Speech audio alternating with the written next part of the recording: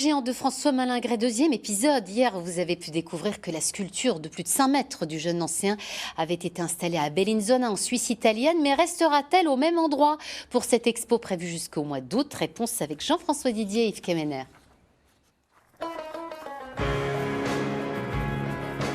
Une fois le géant de François Malingret installé, reste le doute. Va-t-il rester là, contre les grilles du parc?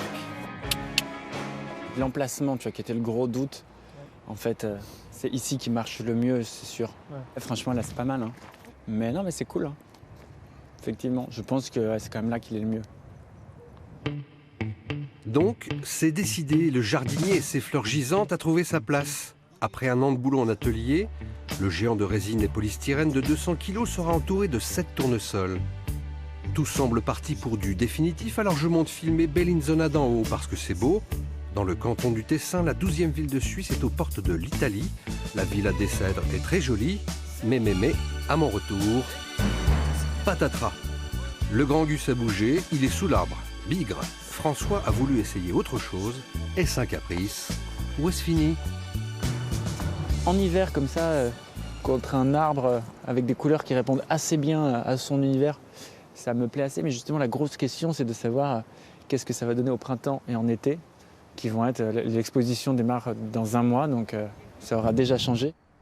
Ah, le doute, ce doute inhérent à la recherche artistique. N'est-ce pas, Carole? Moi, ce que j'avais dans la tête, c'est le géant de Vès, quoi. Donc, ce géant appuyé sur une muraille, on s'imaginait plutôt un géant peut-être appuyé sur le balcon de notre terrasse ou à côté de l'entrée. Enfin, voilà. Ça, c'est évidemment ce qui était dans nos têtes, sans en avoir discuté avec François. Après, on a invité François à découvrir le lieu, qui a beaucoup chamboulé les choses aussi parce que voilà, c'est pas forcément ce à quoi il s'attendait, donc ça ouvrait beaucoup de perspectives et en même temps le problème d'avoir trop de possibilités, c'est qu'on ne sait pas où aller parce que finalement on voit déjà en essayant d'installer le géant qu'il a fini par réaliser qu'il aurait plein d'endroits pour être dans ce parc. Essayer, puis trancher.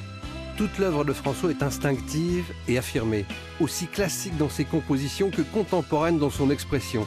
Ses personnages de chair et de pantalon noir sont forts, grands et ambigus.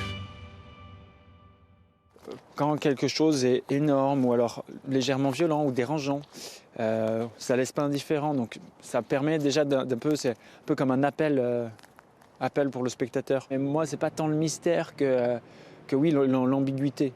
À savoir, il n'y a pas de réponse évidente. Parce que ça n'existe pas nulle part de toute manière. C'est jamais oui, non. C'est toujours un peu entre les deux, c'est toujours un peu gris. C'est même d'ailleurs pour ça que très souvent, moi j'ai des couleurs très cassées, jamais des couleurs franches. Enthousiastes à fond ou pas, les réactions des passants ont été très fortes. Je ne trouve les mots pour dire la beauté. Voilà. Ah, au fait, dernière nouvelle, l'artiste a tranché. Le géant ambigu, son drôle de regard et ses fleurs sont allés retrouver la grille au fond du jardin clos pour une durée de 6 mois.